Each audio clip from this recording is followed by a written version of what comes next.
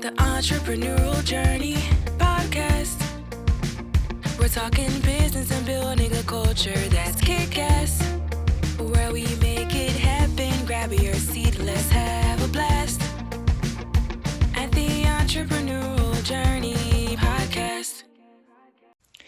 If you love the entrepreneurial journey, how about subscribing and giving us a 5-star review? Wherever you get your podcasts, follow or subscribe and give us a positive review so more entrepreneurs out there don't need to feel alone. Thanks. Welcome to the Entrepreneurial Journey, the podcast all about entrepreneurs, their journey, the beginning, the middle and the end. Today I have Pam Wilson with me. Hello, Pam. How are you today? I'm good, thank you. How are you? Yeah, really good, thanks. Let me get the initials of your company correct in the correct order. So it's KWMB and you are Master Builders. First of all, tell me a little bit about the business. Yeah, so our business was established in 2007. My husband's been in industry for now about 31 years. So he was about 10 years in and we thought, let's start a business. I always kind of ran things and, business-wise. So we'd done it as a deal, husband and wife, because really, I would never see him. If he was to do everything in business, we'd never see each other. Young family, we wanted to better our life. So we set off on that journey, bought a van and just set up. So the basis of what we wanted to do is be the best in industry, basically, in construction, because there's very negative narratives around construction. Yeah, we want to set ourselves aside and go, no, the industry is great. There's people like us doing a great job. And that's when our journey began, very much focused on clients to go, no, come with us, we are the best. So that led naturally to the Federation of Master Builders. So, and the accreditation that gives us. So, yeah, no, fantastic journey. And one of the reasons I've got you on the podcast, Pam, one, it's really unusual to see the CEO of a construction business, a woman running that. And two, it's even more unusual to see you as the chair, the president. What's the title? Is it president? Yeah, president for the Federation of Master Builders in Scotland. So congratulations on that. That's really good. Really, really good. Tell everybody what the Federation of Master Builders is and what they do. So the Federation of Master Builders is the largest construction trade association. It was established, I think, in 1951, so it's been going a really long time. During the war in London, that's where it was set up. So what it is, it really is, for me, backup. It's an accreditation. You have to be independently vetted to get in. So it's not a case of you sign up and you get in. It's not that at all. You have to go through a process. You're not guaranteed to get in, So, and that is, you get around checked subsequently after joining as well. I think we've had 3 separate inspections, which is great because it keeps you on your toes, because you strive to do your best. So it's, we liaise with government, we try and change things. We're there for the clients as well. Basically, they've got a security there. We're vetted, we're all insured, we've got policies, we've got contracts. We support the SME construction. We liaise with CITB, the Construction Industry Training Board. We try and make things fairer. We have a lot of resources on hand for legal. We have a portal and now a new app we can access, from your phone. Really, I consider it a part of my team. I've got somewhere to go if I need help. And nothing was actually truer than that with COVID in 2020 when we nearly lost a business. Through no fault of our own, the world went mad, especially in Scotland. The rules, it was the worst hokey-cokey ever, It was ridiculous. In, out. That, for me, the lifeline the Federation gave me was just, I can't really thank them enough. It was there when the world was mad, Yeah, because all construction projects stopped, didn't they? In Scotland especially, it was illegal to work. So in England it was slightly different, and what's came out subsequently, it was guidance. In Scotland it was law. We couldn't work in people's homes unless it was an emergency. We really had to pivot the business 360 several times to try and keep the business, because it really was touch and go. But the Federation was at the back of that. They were looking for answers. They were going, right, where do we need to go? any funding was available, and as a network for other people that I respect in the industry. What have you found this week? Oh, I found this. There's a pocket of money here. There's grant funding here, and even just to go on the call with other members of the board at the time was just it was a relief to know you weren't alone when you felt so alone in your house and there was no help at all. So the federation is like having multiple members of your team, you know, because it backs up SMEs and micro, I would say, is the majority of the federation of master builders, and it is a lonely place. You know, and you do a lot of different roles within business. You know, I'm not a tax man, but I do tax. You know, I'm not an accountant, but I just done my VAT return. You know, all these different bits. So you go to the federation. I've asked many a question. You know, look, I might be stupid, but does this work? Has somebody had experience of this? So it really is like having extra members of your team. Oh, that's fantastic. That's really good. Now, going back to your career, what did you do before you went in with your husband into the business? So I have had many a role. I just like working. So when I left school, I went and done communication and media, HND, because I love talking. And then I've worked in the hospitality industry. So I love people. So I was a junior manager in a very nice hotel back in the day, and I had my daughter quite young. So I took a bit of a break after that. And then when my son was born, I went and worked at nights and bars. So I worked in a local pub, which was great. Again, I like talking to people, so it worked out really well. And actually, within my career in construction, I went back to college and became a hairdresser. No way! So yeah, I always wanted to be a hairdresser when I was a kid. And I had the confidence. So at the great age of 35, I was the oldest in the class. Brilliant. But I loved it, smashed it, and it was one of the best things I've ever done. So yeah, a few in order, like you say, to keep the family together and to actually see your husband, you thought, right, so you gave up on your dream of the hairdressing into the business. That must have been quite a dramatic change for you. Not really, I think everything kind of blends in. It's for me and what I do in the business. Obviously, I've ripped down ceilings. I've worked with my husband on the tools, but ultimately, I'm the customer relationship. You know, that's the bit that I love. I champion. I think it's so important because I think it is emotional getting work done. We're changing the way people live their lives in their homes, and even down to the money people save to do it. It doesn't just happen. They've worked hard for that. It's a full journey. So the more the experience I've got in industry, because I've done, you know, continued personal development and in construction relevant courses that I like to learn. I like to know about things, and if I don't know, I'll find out. Right. So with that, I did get told. I have been told years ago, oh, you know, maybe too helpful, too emotionally involved. It's not. I don't see it as emotionally involved. I see it as, you know, I want to help, and that is just my values. So actually, I did take that to heart at the beginning when somebody told me that, and I thought, no, you're trying to make me work the way you want to work. You know, so I kind of, and it took me a long time to go, no, that's not who I want to be. That's not the way they want to be.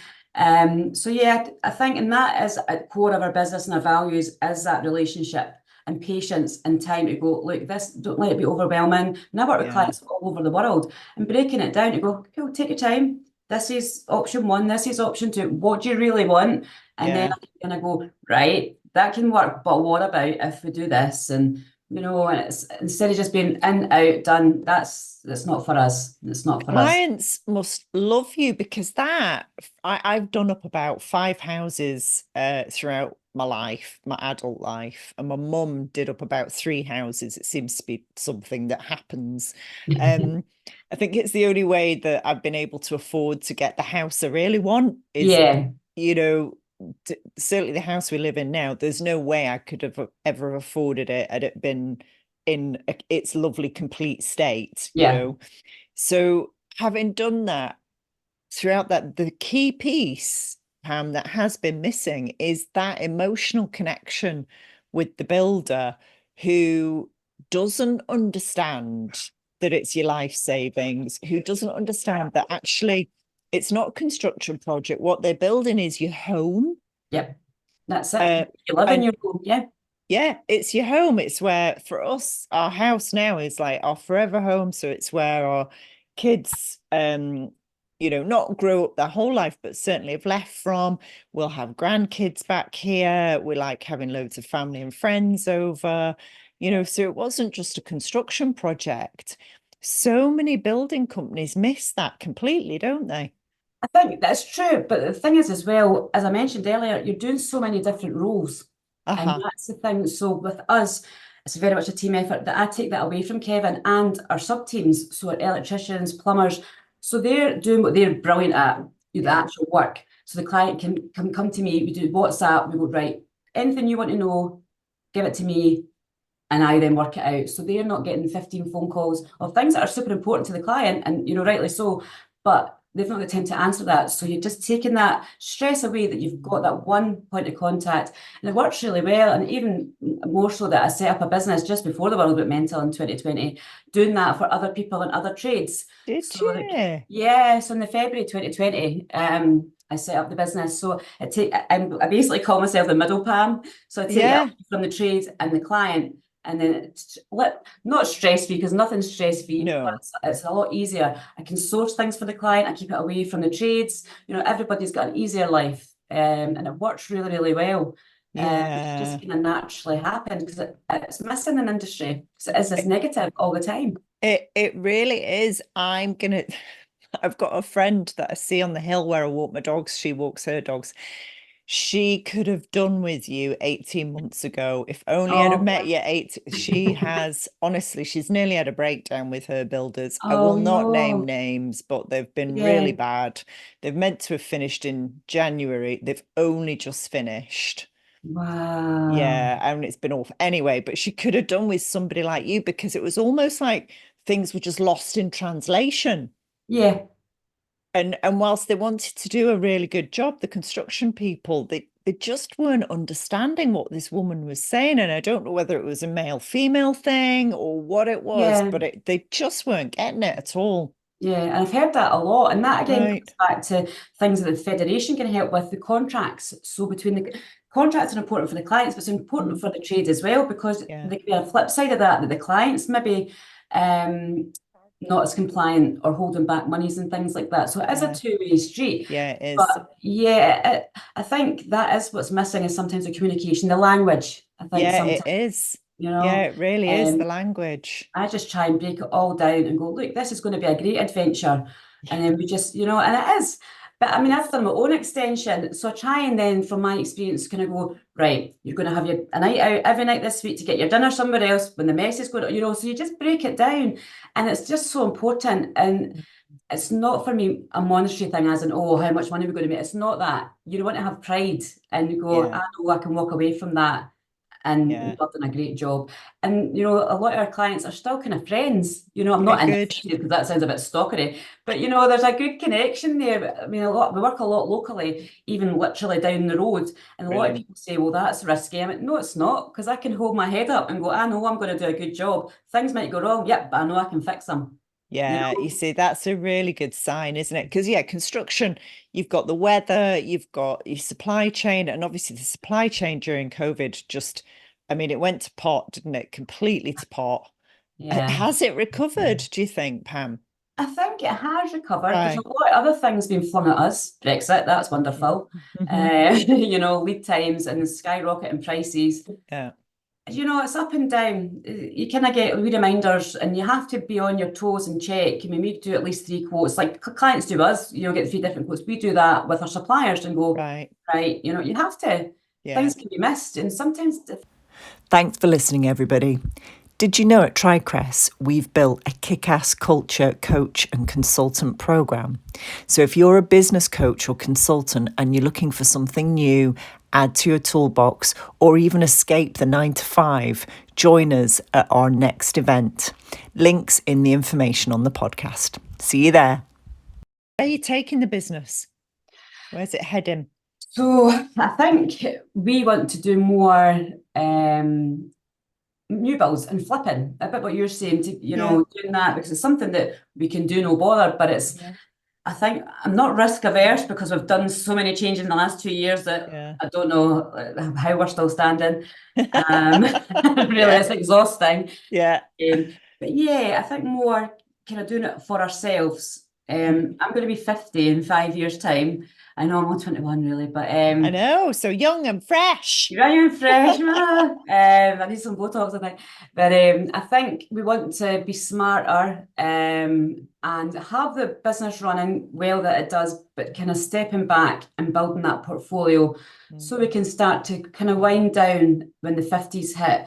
And Kevin works like a horse. I mean, I don't know anybody that works harder than him. He's brilliant at what he does, but it's physical, you know. It takes it out your joints, you know. And I want to have him in my life a lot for forever. But you know, I want that quality to be there. Our kids are older now. They're brilliant, you know, and it's time for us. We were young parents, so which was brilliant. But now it's like, oh, we've got our life, you know, what we're going to do with it, you know. So, and I want to be able to enjoy the hard work that we've, you know, the benefits of that. Yeah, definitely. No, you do right too. Will the kids go into the business, do you think? My son's working for us at the moment when he's on Right. uni break, so he's always, and actually he at 15 at time at COVID, he came out and worked with us because we could work as a unit. Right. All of us worked together. We'd done a shop brief at the beginning when we could work in shops. It was empty. So the 3 years worked till, you know, worked together. So he has been in the business, you know, doing that through schooling. And my daughter actually worked in the tools in our gap here as well. She was a great labourer. The only complaint I got from the team was, will you tell her to slow down? She's shown us up. So that was brilliant. That's fantastic. So they're not shy of hard work. So I think they've seen the struggles and they've had the benefits, but they've seen how hard it's been, you know. So no, super proud of them. So they would come to the business, but my daughter's just starting her probationary year as a primary teacher. Is she fantastic? So that's her kind of settled. And my son's going into his third year doing law. So I don't know if he's going to be a lawyer, but he'll get that under his belt and there'll be space for them. They certainly work hard. There's no freeloaders. We don't, you know, they're not allowed to. No, you've obviously come across Morris and Spottiswoode. They're big. And George Morris trained as a lawyer and took over his dad's joinery business. So that's how he started, which is really interesting. Well, we just want them to be happy. Yeah. You know, we want them to have a better life than we've had. Not that we've had a bad life, but I think you always just want better for your kids, don't you? It's a natural thing. You do. My youngest daughter, so my husband runs a joinery business. He does make the doors, the windows, the staircases, that kind of thing. That's the only bit he does. He doesn't do anything else in terms of construction. So he's got his nice little niche. And our daughter she's 15. She did her work experience with him for a week. And she went, Mom, definitely don't want to do this. That's okay. My husband was relieved.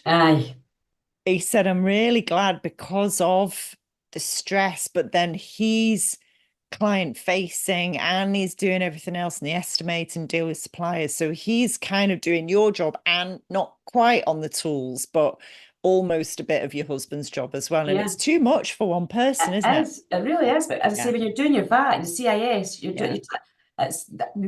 that's not what people go into business for, but it's what you have to do to survive in it. I don't even think Kevin has the business bank details. I generally, in 17 years, I don't think he knows how to log into the business bank. It does VAT. He's never done like none of that, which I'm glad of because I mean, I was going to say I don't do what he does, but he makes me rip down ceilings and stuff. So but I'm not as highly skilled as him. You know, one of my favourite pictures I've just pulled down. It was a 1820s property, and the ceiling just came down, literally just stood. Oh no! Yeah, this is the glamour. This is the life for me, you know. And I just looked at my husband and went, "Thanks." Hey. You know, it's when people tell me, you know, people are going, "Oh, well, what does she know about construction?" I'm like, "Mate, you know, you get in there. What do you know more than I do? You know, you get in, you get stuck in that. Like any business, you get in and get stuck in about it. You know, really there's no rules. You know, and it's so I think there can be a negative thing with me, not a negative, but maybe it's people looking at me going, President of the Federation, what do you actually know? You know, why shouldn't I be? You know, absolutely. Because I'm female. Ask me. I have had some negative feedback. Have you? But they've not directly asked me, and just have a chat with me. And then see, you know, 17 years is quite a long time in one industry. You know, it really is. So, and it's learning all the time. I don't profess to know everything. Nobody does. But if I don't know, I'll find out. I'll go looking for it. If you ask me a question, I'll go and get you a solution. You know, but just ask me and ask for my accreditations, you know, and I've got a big Yeah. mouth, so you know, and I'm happy to share, you know. And do Um, you think there are more women coming into construction? yeah, I think so. Well, Right, even on the good. board for the federation, there's three of us. There's three females, Oh, which is great. There's 15 in brilliant. total, so the average rate and all successful in their business. We're Great. all different. At Glasgow, it's Edinburgh, Glasgow. I'm in Stirling, so Right. you know that's really positive. You know, Yeah. and I think actually there's a lot more working in construction that are accredited, as in husbands' businesses. You know, they're Right. helping in the background. You know, Right. people are not maybe not as active as I am. I mean, I just like to get things. And my husband's not, I think, as driven as me. Right. And I think that works well. We're like a seesaw, you know, Yeah. and he's a lot quieter than me as well. So there's that difference. But it works, you know, and I think you have to have that in business. And that was when we started back then. We knew it was going to be, you know, a 50-50, you Mm. know, as well. So it was establishing that. But I think as other people see us as very different, you know, they kind of Yeah. you go, right, what are you all about? And how do you keep home life out of what, if you've had a row, how do you keep Yeah. that out of things? So pretty, he's a lot better at it than me. I Hmm. take things home with me for work. I mean, that's Right. probably the cause of most of our fights is me checking emails and doing stuff or answering a WhatsApp. Um, so yeah, I would say we didn't really fight to be honest. We can't be bothered. Do you know that Right. way that we're like, so and because we're completely different, it works. But I think the biggest arguments will be me reading the emails in bed or saying something. Oh, if you remember today's like, will you stop it? So Mm. I've stopped doing that. It took me a while to stop taking my phone. And then what I did end up getting separate phones. So if the kids ever needed me, and I keep my work phone out. So I used to take it Oh, up the stairs, and that was my excuse. And I would read emails in right. the middle of the night. Right. Yeah, that would be the biggest fights and argument. Not fights, but he'd be annoyed. You know, that's the Yeah. biggest thing. I'm working hard on that. It was really Good. hard to, I think after the COVID thing as well, because business went mental, you know, it Yeah. really did. Yeah, I But did. I was, we're fighting for it. So that to me, I just kept on going. And yeah, I think last September I had a bit of a kind of break that just got too Mhm. much. And so Right. I need to change things. And that's what upset my husband the most. So he wasn't getting on at me, but it's like, you're Mm. doing too much. You need to cut off, you need to break. Whereas I'm a kind of 15 things at a time person. And I strive on that. I love that. Yeah. Comes a point that is too much. Yeah. So I've been working really hard in the last year just to go, right, no, this is when you'll do emails, turn it off at night, put your do Good. not disturb on. But that's hard to do. Can I come out in a It sweat? is. It You know? really is when it's your own business, but Yeah. you like you say, for your mental health, Yeah. you've really got to do it, because if you burn out, then the business burns out as well when you're self-employed, when you're running a small business. Yeah. Yeah, it's so important. It's really, yeah, you've got to, like, I think that idea of having two separate phones is a really good idea. Or I Yeah. had just put mine in the kitchen at like 7:30 at night, and then that's off, it's Yeah. done. I Yeah, was get and like then palpitations, you know, it's almost like a email anxiety that you hear the ping, you're like, oh my gosh, do you know what? It's ridiculous. And I know I brought it on myself, and I don't know if that's a control thing as well. And it's been, yeah, you know, yeah, it sent a bit of panic. But I do have clients that are abroad as well, you know, Indonesia, right. UAE, so the different time zones. Uh-huh.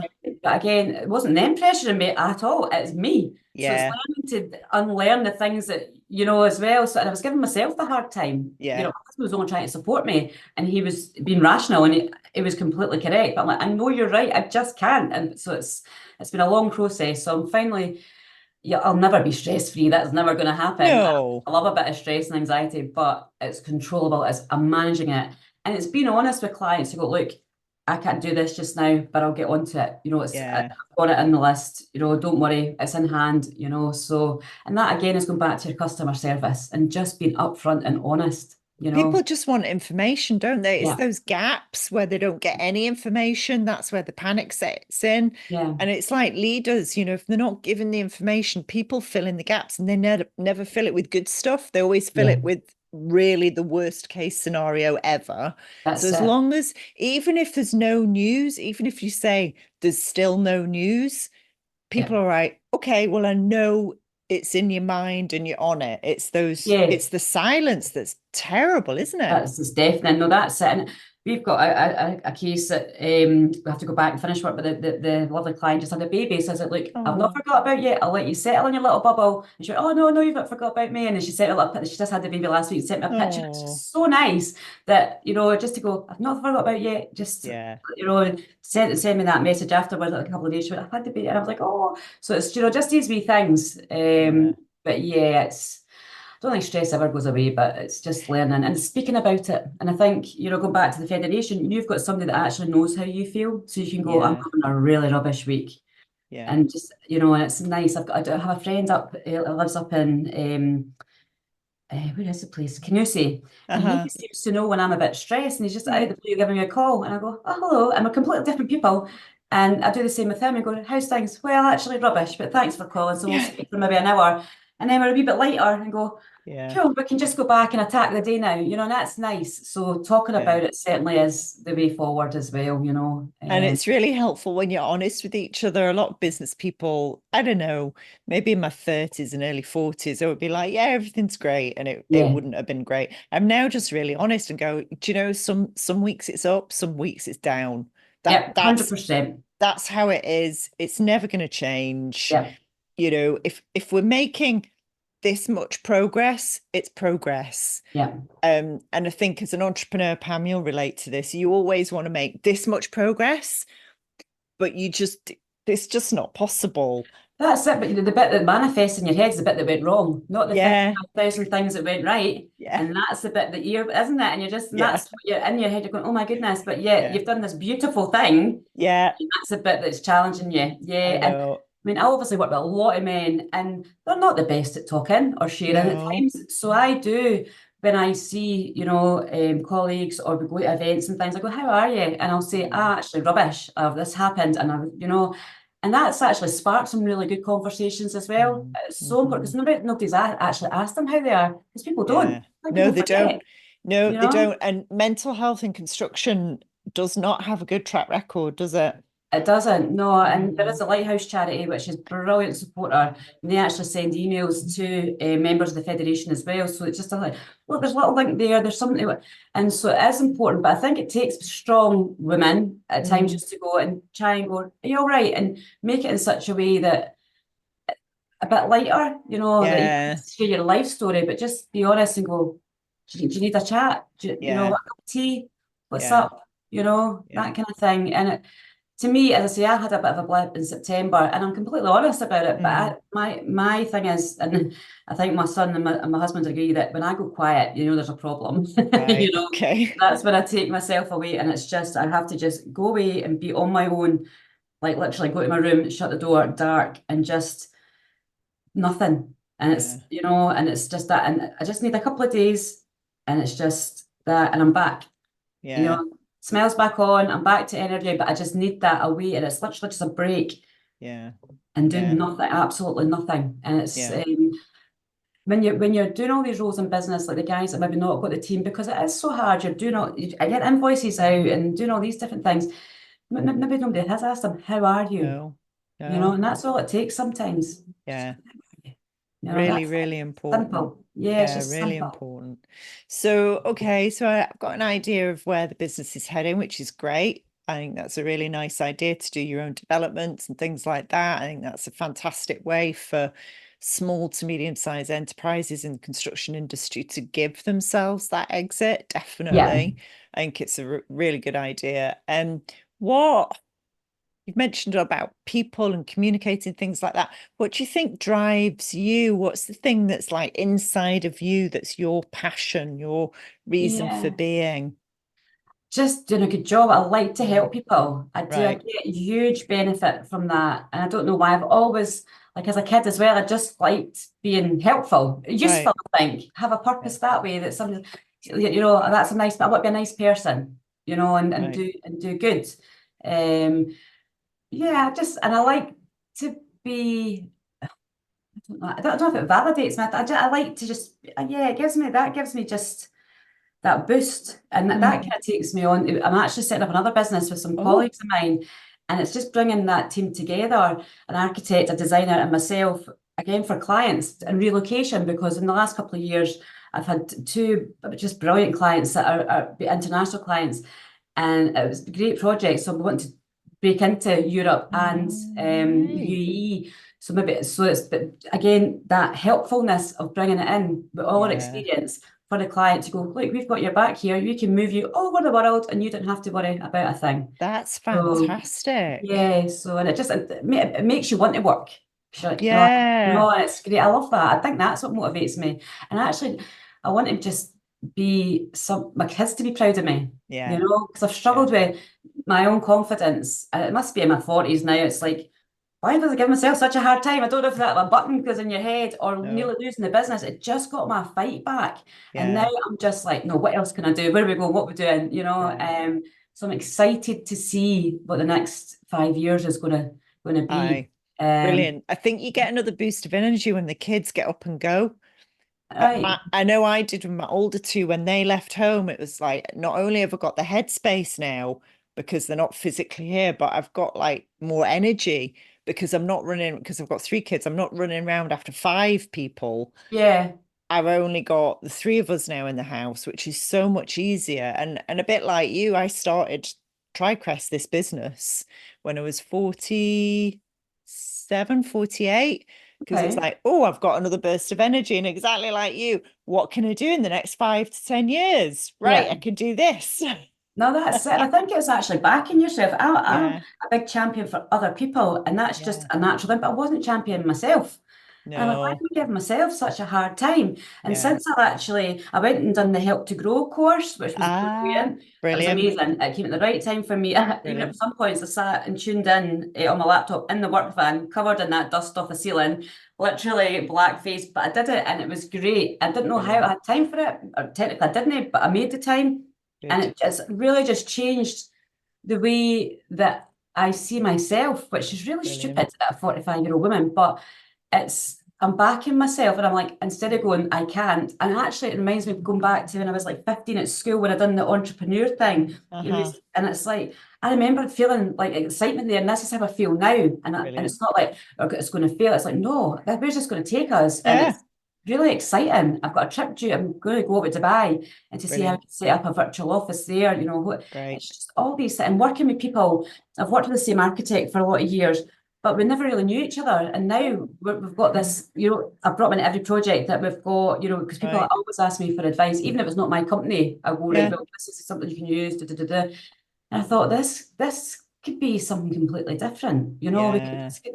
We're not doing the same as somebody else. We're doing something that's and it's brilliant. And I don't think if COVID didn't happen, I don't think I would have done this.